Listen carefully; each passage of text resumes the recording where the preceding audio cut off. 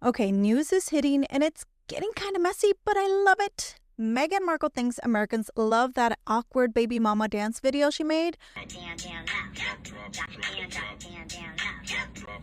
She's apparently salty at Brooke Shields for stealing her spotlight. And I was like, they're not going to want to sit here for 45 minutes and listen to anybody be precious. Like, girls, let me stop rolling my eyes. And now they have postponed her LA appearance because of riots. I can't even see straight with all the eye rolling. But here we go again, so let's dive in.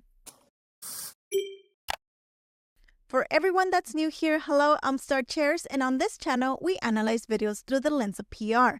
The good, the bad, and the straight up delusional. So let's get into it. What's really been grinding my gears is this little tidbit by the Daily Mail. They're reporting that Meghan genuinely thinks we're all obsessed with the tragic twerking moment in her tribute to Lily. You know, the one where she looked like she was doing a TikTok challenge from 2000, throw it away. According to the Mail on Sunday, Meghan's team is calling this a win, claiming it's a huge hit here in America. Especially with the young people.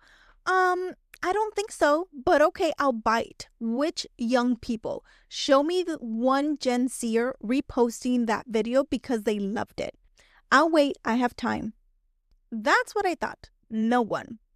Her team says it's great for the product sales and that it's all aimed at us, the American market, not the UK, not anybody else. And listen, from a PR and business standpoint, I do get it.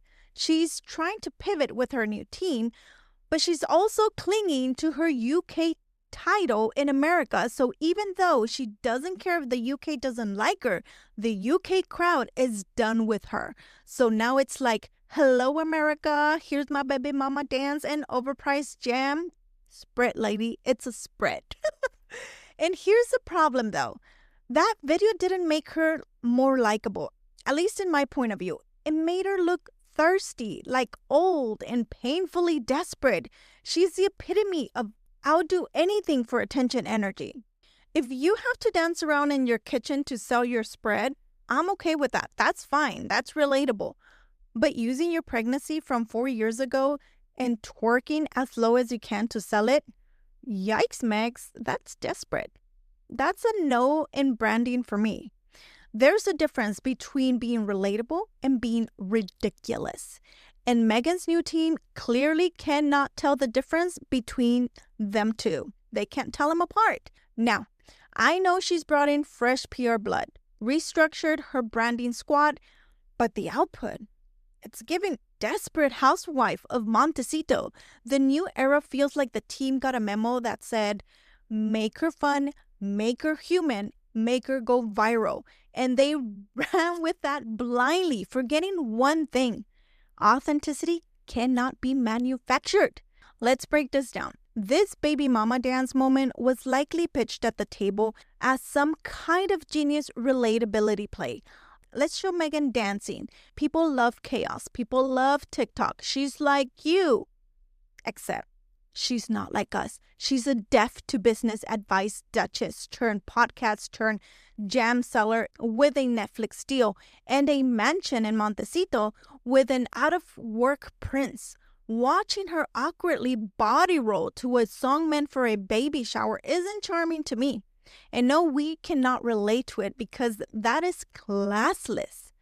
Bottom line, this new team seems to be chasing main character energy, but ended up giving her satirical side character in her own documentary.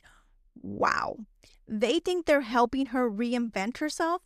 What they're really doing is dressing her up in everyone else's personality, and the result is painfully obvious and desperate. Instead of elevating her, they're exposing just how lost she is in branding awareness. And the sad part is that she listened this time around. Now, let's shift over and talk about Brooke Shields because Brooke had the audacity to be honest, and Meghan didn't like that. On a now mysteriously deleted podcast episode, she called Meghan's story precious and serious. And I was like, they're not going to want to sit here for 45 minutes and listen to anybody be precious. or serious or Which, by the way, was her being nice. That was Brooke being diplomatic. And Meghan still didn't like it. And suddenly, poof, the episode is gone. Wiped, deleted from the internet like it never happened. No official reason given, but let's be real. I will speculate on this because I believe this has Meghan's PR fingerprints all over it. She and her team have a little habit of contacting people behind the scenes and asking them to remove unflattering things. So I absolutely would not put it past her to have made a few phone calls to get this removed. But here's the thing. Brooke wasn't being mean. She was just being real. It was funny, and it was one of those rare moments in Hollywood where we get to see what they're thinking about each other. And it's like, Meghan, everything you do doesn't have to be a trauma TED Talk. Instead of deleting every authentic voice around her, Meghan should take notes. Brooke's commentary was refreshing, relatable, and yes, a little sarcastic, which is exactly the tone Meghan pretends to have in her content, but never pulls off because she's always very calculated. Lastly, let's talk about the LA Museum Gala Meghan was supposed to attend until it got postponed due to protest. She was going to be honored, and y'all, for her work to advance community well-being and expand opportunity, especially in underserved communities. Oh my goodness, like what does that mean? Let me read that again. This is what she was being honored for. Work to advance community well-being and expand opportunity, especially for underserved communities. What is that?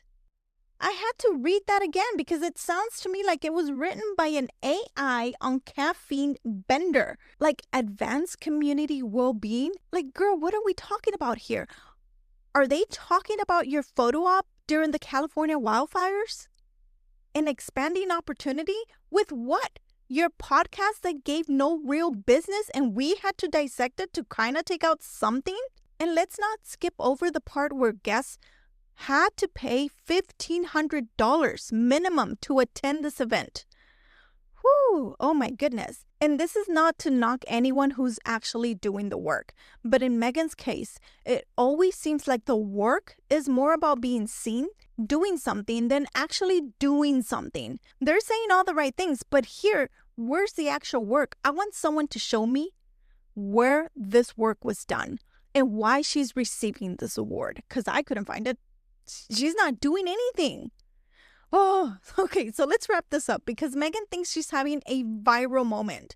Brooke Shields got ghosted by the internet and LA dodged an awkward speech by calling in the National Guard. What a week. I wish they wouldn't have canceled it because I want to hear it. I want to hear how she got this award and why they're giving it to her.